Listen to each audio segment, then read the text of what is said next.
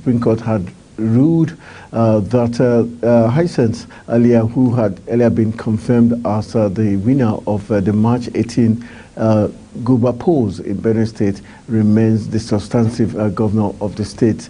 That was sequel to the appeal filed by Titus Oba of the People's Democratic Party and the Social Democratic Party candidate trying to upstage the governor in the person of Hyacinth earlier. That has inspired us to look at that very interesting happenings in Benue State, and we'll be joined by a citizen of that state in the person of Ochemane, who is a legal practitioner and also a public affairs analyst. But before we do that, we'll be taking a cue again from that report as regards the verdict of the Supreme Court.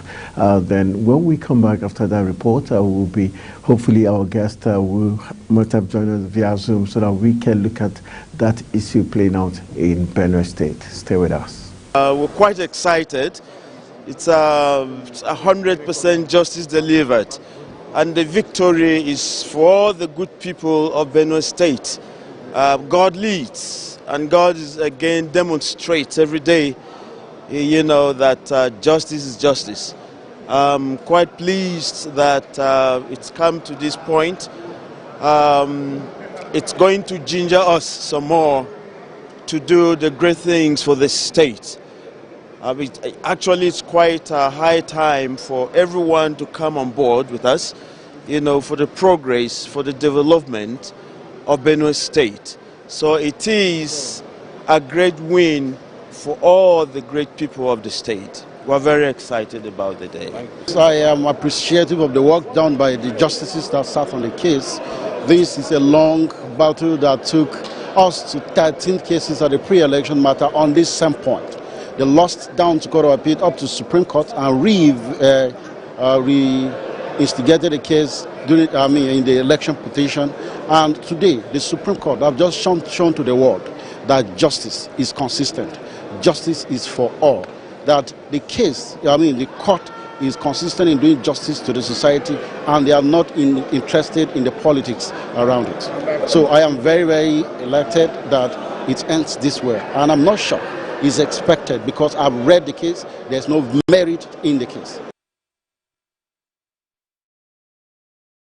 All right, that's the reports there. The governor Hyacinth earlier stating his own point of view, all expressing happiness that the Supreme Court verdict went to their part, and the call for all parties to work together to indeed move the state forward.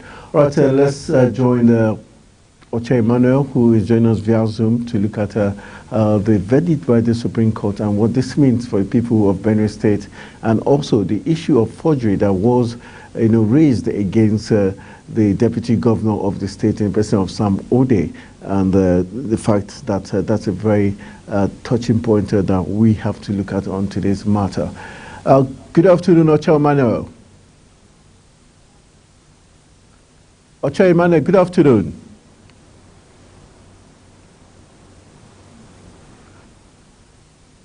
Ochemane, are you there?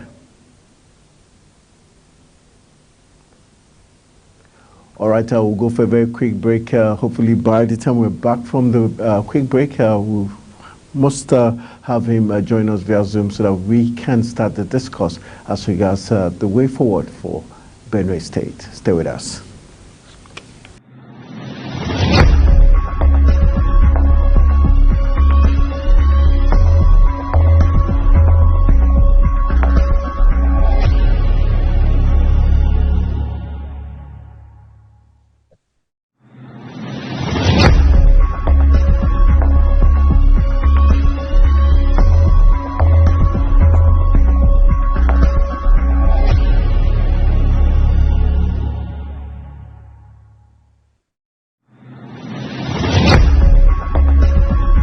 All right, welcome back from that quick break. It's now time for us to join our guest, Ochemane, who is a legal practitioner and also a public affairs analyst, and also hails from Benue State, so he has an insight to what is playing out. Good afternoon, Ochemane. Nice to have you join us on Midday Discourse. Good afternoon, presenter. Good afternoon, Nigerians. Okay, let's look here. at the verdict from the Supreme Court that has affirmed Governor Hyacinth Alia as the substantive governor of Benue State.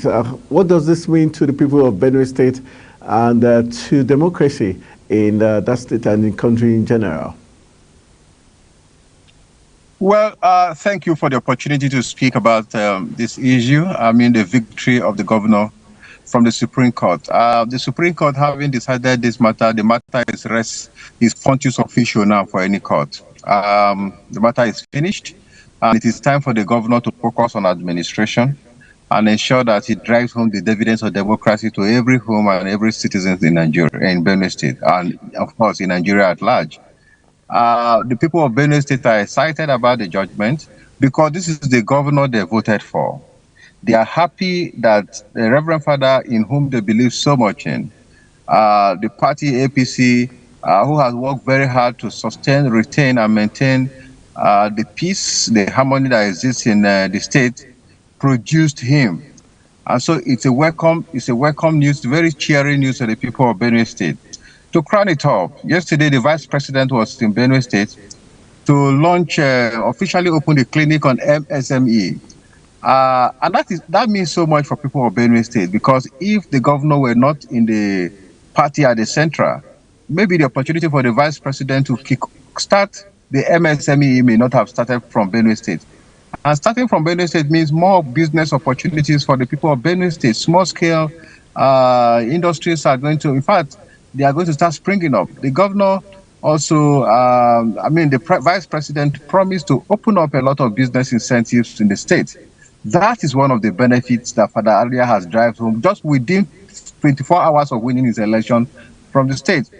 For us in democracy, for us lawyers and the friend of the governor, this is democracy in action.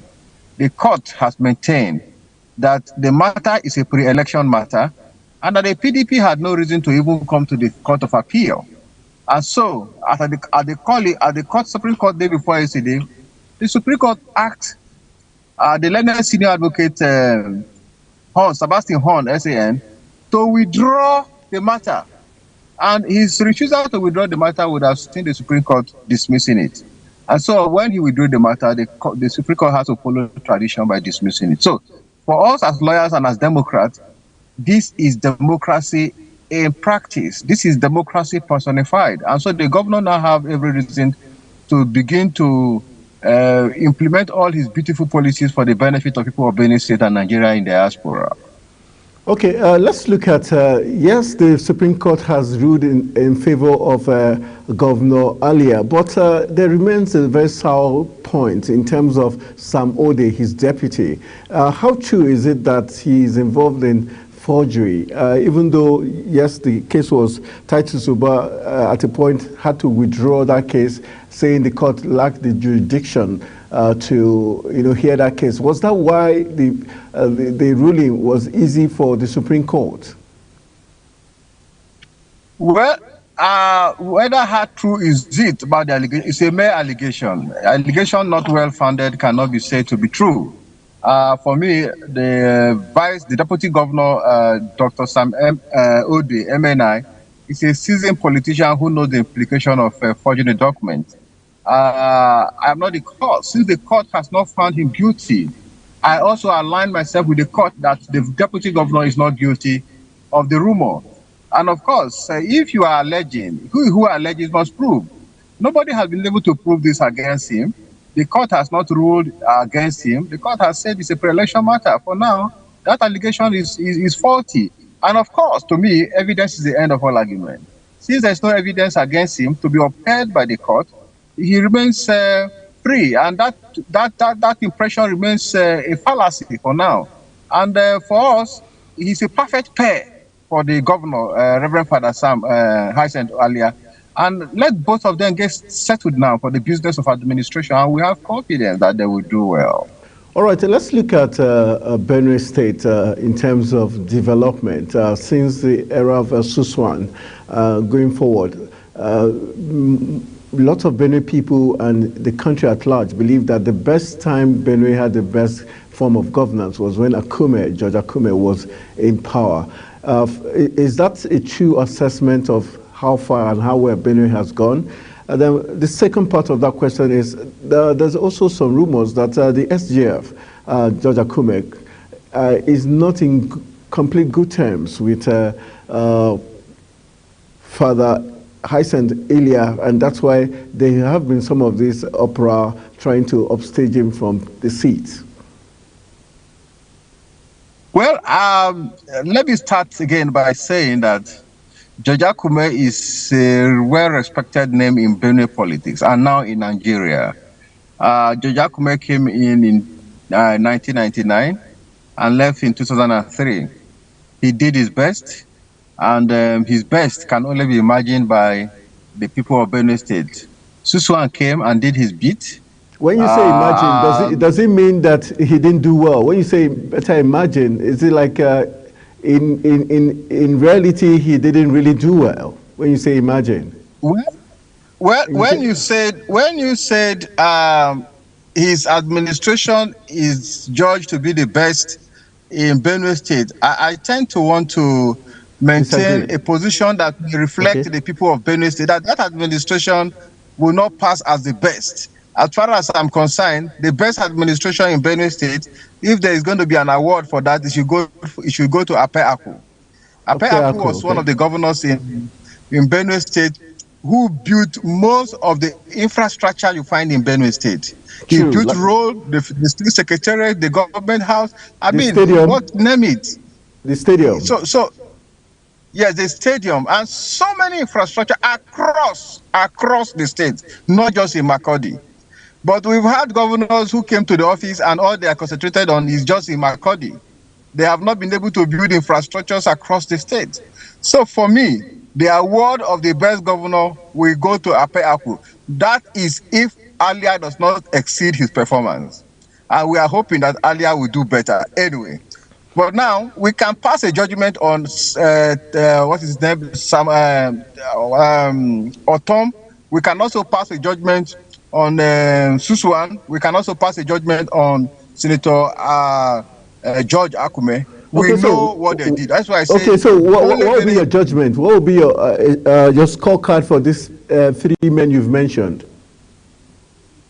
Well, for me, Otom, for these three persons, classically speaking, Governor Otom will come first from behind. He will come first from behind. Okay. Everybody knows that he was near liability to the people of Benue State. He didn't perform well at all. Not because even with the fight for anti-grazing law. Many policies have been enacted. Many acts have been enacted by the state that did not generate that kind of media paparazzi. He has only used that to, seek sympathy from the people of the outside world. We know that there was serious security challenge in Benue State, but with all the shout, the hue and cry, that shouldn't have taken the chunk of the state revenue, the state budget. There should have been other things that the governor would do to show that he's a governor indeed. But for me, 8 years of Governor Tom, there's nothing to hold on to except the whole shout about insecurity. And even at that, we're still facing insecurity. The Fulani herdsmen were still killing, bandits everywhere. So I don't know what he did. And that was why it is in confirmation of my position here, is the reason why the people of Benue State voted the PDP out, voted his candidate out, because he was the one who wanted to impose Honorable Titus Uba, a fine gentleman who was the Speaker in the House of Assembly. Titus Uba was his candidate, but people saw the hands of Otom in Uba, and he has to pay seriously because of that. His alignment with Otom. Otom cannot stand the motion and win. And let me also say at this point that even Otom stood for an election as a senator. He lost. He crashed. The people rejected him totally. So his tenure will pass as one of the worst government in the history of Benue State. That is why I say he came first from behind. Then in that order, Suswan also came in and did a bit of his own, but he was a jolly joyful fellow. So he was more of a welfareist who never wanted people to suffer. Why he was trying to protect the immediate need of the people. Infrastructure were lacking. So between among the three of them, we can say that Akume did better. But if you chronicle this to the entire gubernatorial positions held by the various names we have mentioned, beginning from Apeaku down to the immediate past government, we will say that Apeaku deserves the medal. He owns the medal. He's the father of modern Benue State. And for everyone who lives in Benue State and understand the politics of Benue State, we know that Apeaku's record is undoubted, is undefeatable, and is undeniable. All right, let's look at, you talked about insecurity and how it was worse under Samuel Otom. Fast forward to 2023, 2024, there seems to be relatively more peace in Benue State. What is the match wand that Governor Hyacinth Alia has, has performed? Well, I go to the biblical injunction that when the righteous are on the throne, the people will laugh and enjoy. But when the wicked is on the throne, the people will suffer. Governor Ton is a righteous man. Governor Ton's calling started from the pulpit. Otto or Elia? I mean, sorry. Yes. Reverend Father Alia. Yes. Reverend Father Alia is a righteous man. And that is why the Bible also says that when a good man is on the throne, the people will be happy, they will rejoice. But when an unrighteous man, an evil man is on the throne, the people will suffer. So the people of Benue State are enjoying relative peace now because the current governor, Reverend Father Hyacinth Alia, is a righteous man. Don't forget that he was a man on the pulpit. He was a man who has prayed for people, whose wishes all through his life has been that there should be an egalitarian society in the world where everybody will have what to eat, what to sleep, where to sleep, and how to live. Now he has the opportunity to serve the people even at a higher capacity. Why would he not do better? So the relative peace we enjoy in Benue State now is as a result of the understanding that governance is not all about media paparazzi. Governance is not all about lying to the people that you are a saint, whereas you are an evil man who is stealing money and going to China, taking money to your farm, making Benue State your personal enterprise. I mean, when the people see genuine intention to serve, I mean, even the breeze, the trees, and every other thing will have to align themselves with the genuine intention of what they're doing.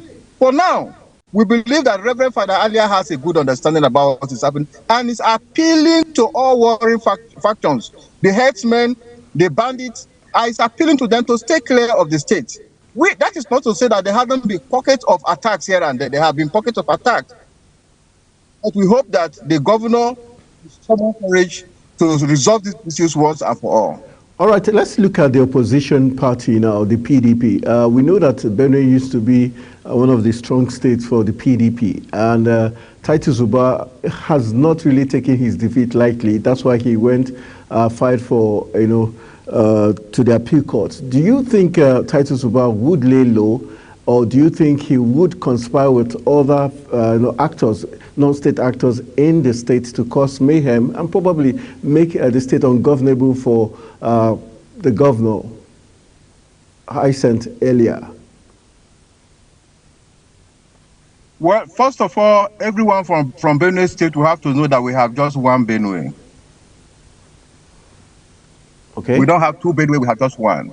And that if it is not your turn to lead today, maybe tomorrow you will lead. But if you conspire with the enemies of the state to destroy the state, who would you lead tomorrow when it is your turn? And the Uba that I see from afar, the Uba whose aura gladiates a gentleman, will not be somebody who will align himself or allow himself to be used by opposition to destroy the state. I know he understands what time and chance and season is. If you go to the book of Ecclesiastes, that is powerfully defined there. Everything in this world, time and chance happened to them all. He will not. I don't see him doing that. But I know that he might have some detractors who would want to cash in on what they know how to do better by blackmailing the governor, blackmailing the government. We have seen some of the National Assembly members come up with press conferences, press releases from different persons trying to malign the governor against the people of the state. But the opposition, I mean PDP, which is the major opposition in the state, will not toe that line. They will have to wait patiently. 4 years is just a walk in the park. And in no time, there will be room again for him to attempt to become the governor of Benue State. Oh, let's look at Governor Hyacinth earlier in close quarters. As a man who came from the pulpit, do you honestly think he has the qualities to lead Benue State, knowing how diverse the people of Benue State is, knowing that the thieves and Idomas and other Igedis and other tribes have very strong political leanings? How easy, how big is the task for Father Elia? The shoe he's wearing is too big, but his legs are up to it. For a man who has been a priest all his life, he has seen the diversity in all ethnic groups. By the way, he has always been a priest in Benue State. Beside the fact that he schooled in the United States and carried out most of his ecclesiastical services, sometimes in America and other areas, he is somebody who has interacted majorly with the people of Benue State. As big as the shoe is, his leg is up to the size of it. Like I said earlier, only God can direct a man who has a good mind towards the people of Benue State. Governor Alia is not working alone.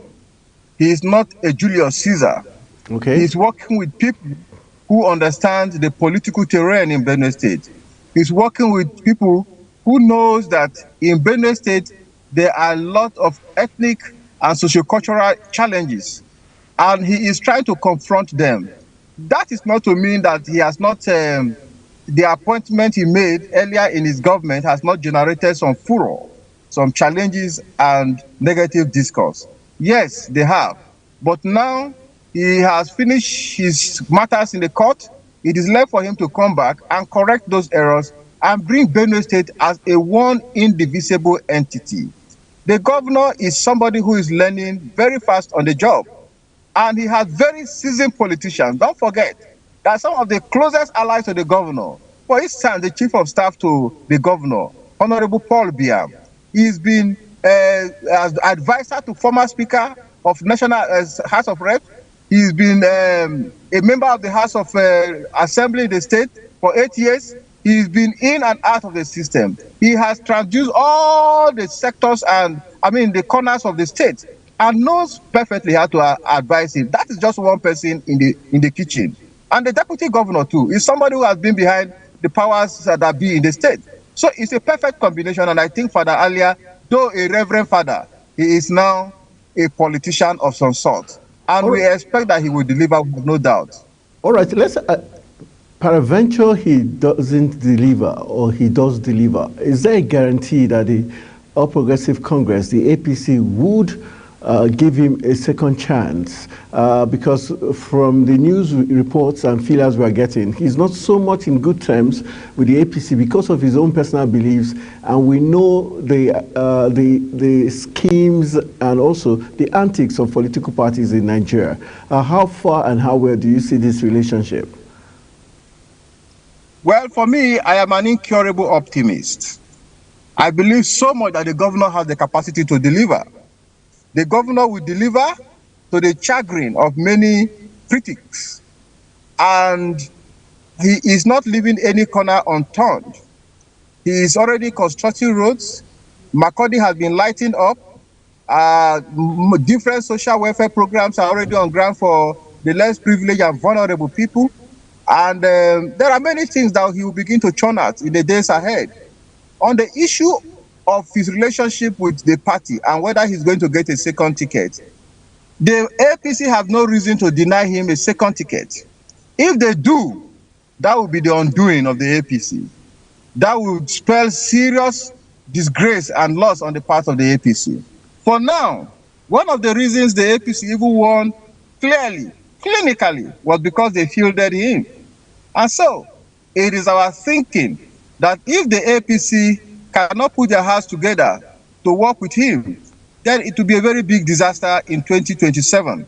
But for now, I see the working committees of the APC in the state. I see the various organs of the state aligning with his ideology. He's the governor for now. He sees better than every one of us. Okay, let's And look we at, have to I keep raised the behind issue him of the, and encourage okay. him to succeed. Sorry, not to cut you off, continue. Yes, I can hear you. Okay, Yes, so we sorry, go ahead. Yes, go ahead. I said the issue of the SGF, Secretary to the Government of the Federation, Senator George Akume, seemed not to be in complete good terms with the governor. Is that true? And if it's true, what are the bone of contention between these two men? Well, to me, it seems that is true. It seems as if there is a bit of gulf between the two men, and it could be born out of personality collusion. It will be born out also out of the genuine intention of His Excellency Reverend Father Alia to bring the dividends of democracy to the people. And also, like I said earlier, Senator George Akume is one of the finest politicians that Benue and Nigeria has ever produced. In fact, it's our greatest export, politically speaking. But the rivalry, the crisis between both of them might be born out of, like I say, personality collusion and maybe mismanagement of information. There might really be nothing on ground to separate these two men, because it was on the back of George Akume that the APC thrived. And it is because the APC thrived in the state that Reverend Father Alia became the governor. And if this is the procedure for emergence into power, then these two great leaders that we have does not have any reason to have issue. But rumor mongers, those who benefit from causing trouble between leaders, they are the greatest beneficiaries of this crisis going on. They are the ones causing this problem. I urge my leader, Senator Dr. George Akume, to dust all these rumor mongers away and find a way he can call his son, the governor of Benue State, Reverend Father Alia, so that they can have a meeting point, and so that Alia can concentrate totally with rest of mind and, of course, with firm grip of the apparatchik of government to lead Benue State to the promised land. Can we liken what is happening between the SGF, the present governor, Hyacinth Alia, and what is playing out in Rivers State, where Nelson Wike still feels he has a hold on Rivers State? Can we liken those two? Are there similarities between these two states? Let me tell you, Mr. Tony, that what is happening in Benue State is even worse than what is happening in Rivers State. At least in Rivers State, Nelson Wike, everybody knows. He boasts about, he speaks his mind. We all know that he lost power and he's holding on to power as if it is his personal estate. He's talking out, at least. The issues are before public domain, and the people are trying to intervene. But in Benue State, none of these two leaders are talking. If you ask one, he will say, it's okay, there's no problem. You ask the other, there's no problem. But those who should have encouraged the settlement of this issue without it blowing up are putting fire under both of them. It is worse in Benue because it is a guerrilla warfare. You know, in such warfare, people just come, strike, and run away. True. Not like the normal one where you know you have your gun, you have your weapon, I have my own, we face each other, like what is happening in Rivers State. In Rivers State, of course, we know that Wike has no option than to allow the governor to concentrate on governance.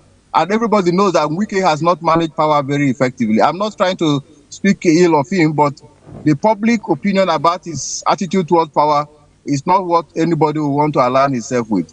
But in Benue, as we speak, there are people who cannot visit the other, even though they are in the same political party, in the same government. Just because of impression. Impression is just created out of nothing. Okay, let's focus on the task ahead for the governor now. What areas in Benue would you say the people are expecting his government to look into as a way of them, getting the dividends of democracy? What areas are key for the governor Elia's administration to work on? Well, as you know, Benue State is largely a civil service driven state. The people expect that the governor should pay salaries as at when due, which the governor is doing perfectly well. The people in the state are happy with the governor for paying their salary. That is not just all. I mean, pensions that were owned by previous government are being paid by this current governor. Once these are sustained, the people of Benue State would have been taken care of by 40%. The other Okay. aspect is that there is total disconnect between the people and governance. The current governor has a doubting tax to ensure that he brings the people at the local level down to the central level where they will hear his pulse and know his thinking. The other aspect again is that the local government system has to be rejigged. In Benue State, it appears as if the local government system has totally collapsed. The governor has to empower the State Independent Electoral Commission to conduct a free and fair election, and people who are qualified, people who are who have a good understanding of the state and the thinking of the governor should be Okay. allowed to man that arm of the government to complement the effort of the state. And then the governor has also started well by empowering the indigents of the state through the MSME, which was launched yesterday by the vice president. There are retinue and panoply of expectations from the people of Benue State on the governor. That's why I say the shoe is a very big one, but his legs have properly fitted into the shoe, and he will wear it well. All right.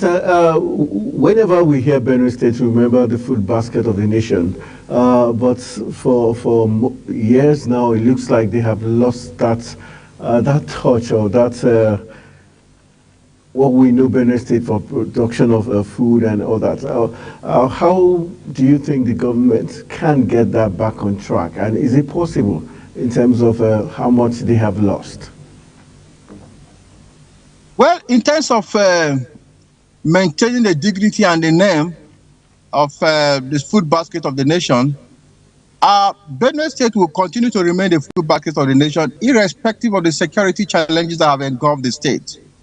The reason why we had a bit of slide in that rating was because of the Fulani herdsmen, Fulani farmers crisis.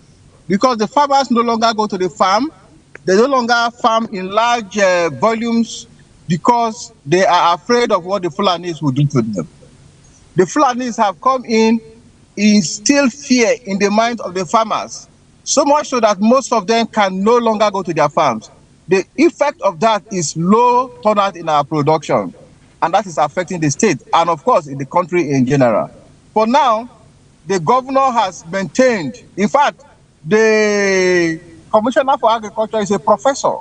He has empowered the professor, and of course, his government has maintained that agriculture is going to be the mainstay, one of the life wire of the sustenance of the revenue of the state. And of course, he's just about 6 months old in government. We hope that in the years ahead, he will turn the agricultural needs of Benue State around, and we will begin to see the benefits. So we are going to maintain that name as the food basket of the nation. Okay, let's go to, we know that Benue State is along the river Niger route, coastal line of Nigeria. We've seen lots of flooding ravage Benue State, and those, especially those living along the coastal line. How important is it for the present government to be proactive before the rains come, to ensure that lives and properties are not lost again? Because it seems to be the usual practice. States would wait until calamity strikes, flooding occurs before things are done to prevent it.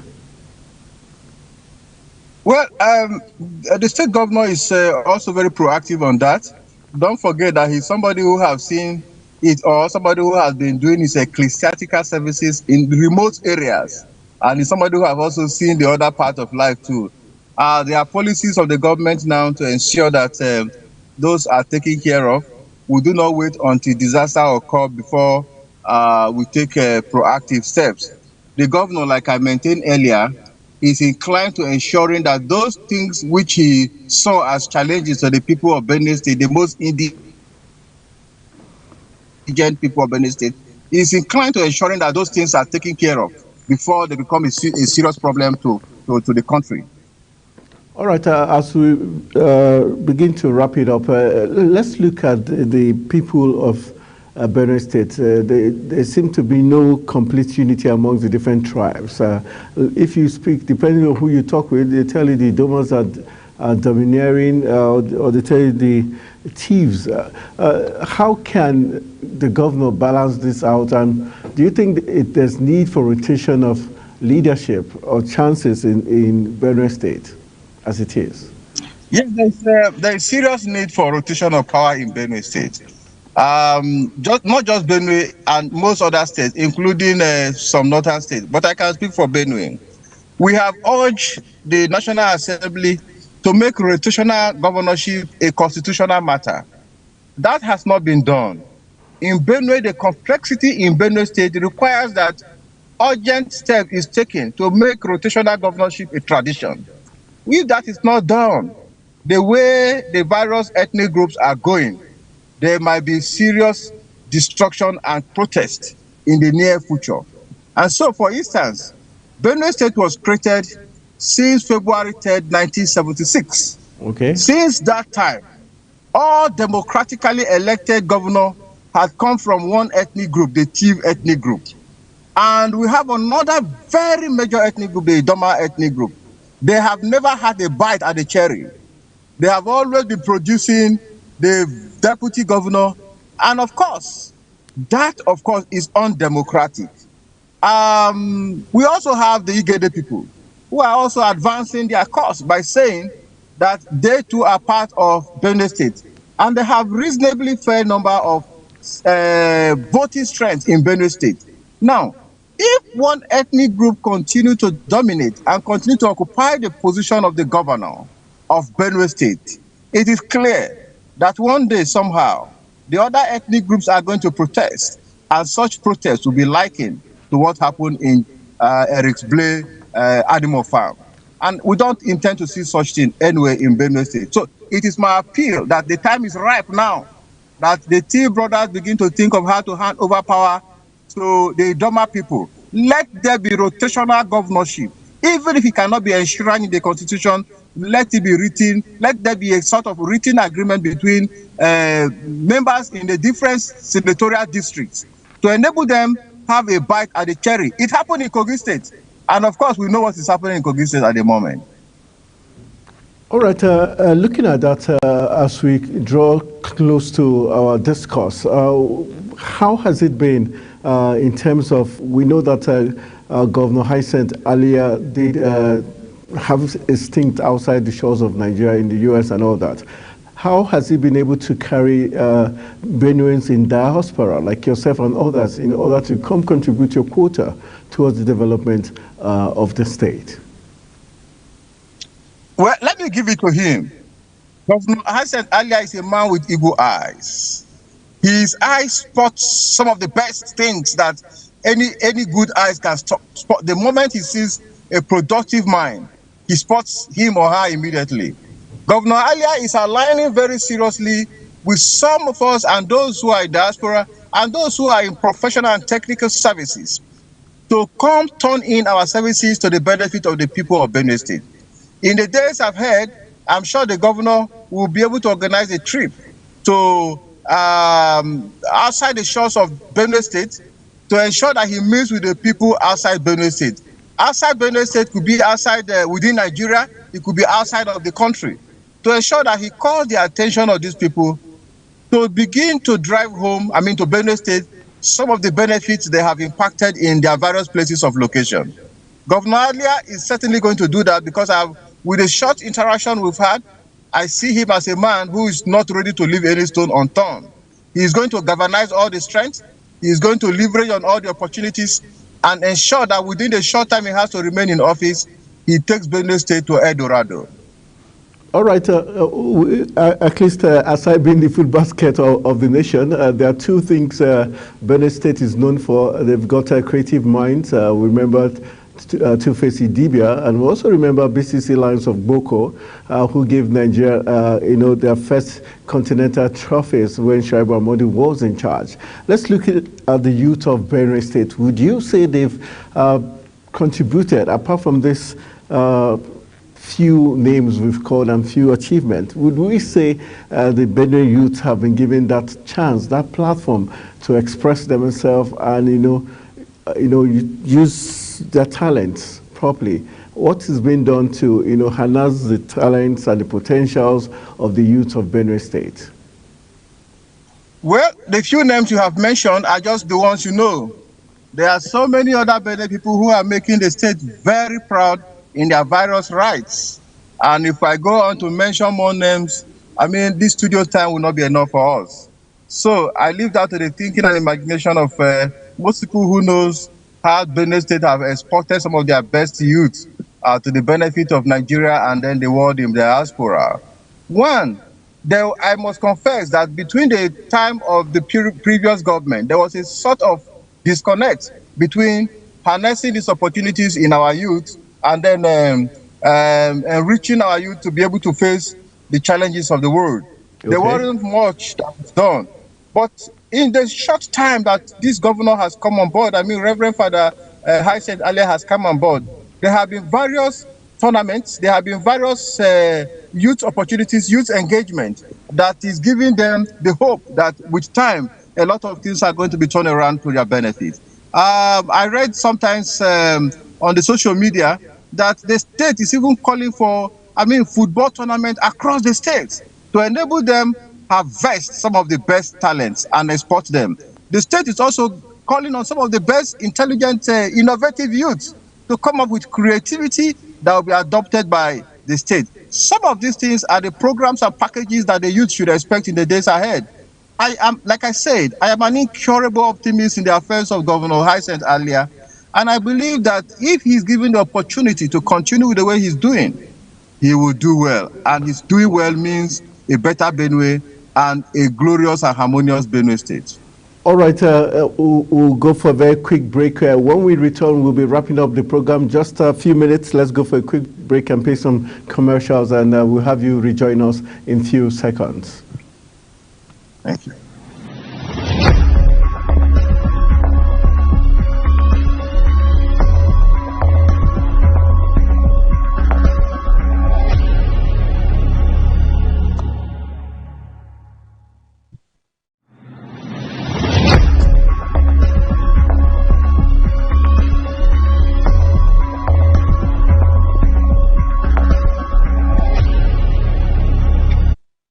Welcome back. You're still watching Midday Discourse on Global Television, and we've been looking at the Supreme Court verdict affirming the governorship stance of Hyacinth Alia as the substantive governor of Benue State. And we've been discussing with our guest who joined us via Zoom in the person of our chairman, who happens to be from that state, a legal practitioner and also a current affairs analyst. All right, Oche, let's wrap up our discourse. What will be your charge to Governor Hyacinth Alia as in terms of carrying the people?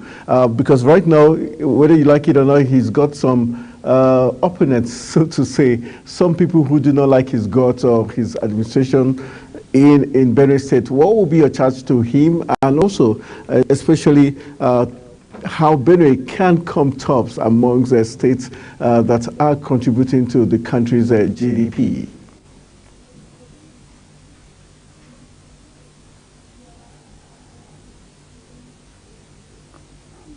Chairman, are you there? All right, I think we're having some network issues there, and okay, that's I think that might just be how much time is going to allow us to take on today's edition of the program, Midday Discourse, where we've been looking at the Supreme Court's verdict as regards the governorship candidate. of the APC winning in Benue State, and also having Titus Oba, who had gone to the Supreme Court seeking for redress, but the Supreme Court coming out with the final verdict saying Hyacinth Alia remains the substantive governor of Benue State. So putting to bed any other issues that will be coming out, and we'll be focusing on how big the task is for a man who is in the pulpit, now turned politician, and to govern the state, considered as a food basket of the state. So we'll be wishing the people of Benue State the very best of luck, and also to Father Hyacinth Ilia all the best as he goes into this terrain of leading his people out of the woods to the promised land. All right, so that's how we call it a wrap on today's edition. My name is Anthony Bomboli, saying thank you to my guest, Ochema, for the big talk, giving us all the insight as regards happenings in Benue State. Good afternoon.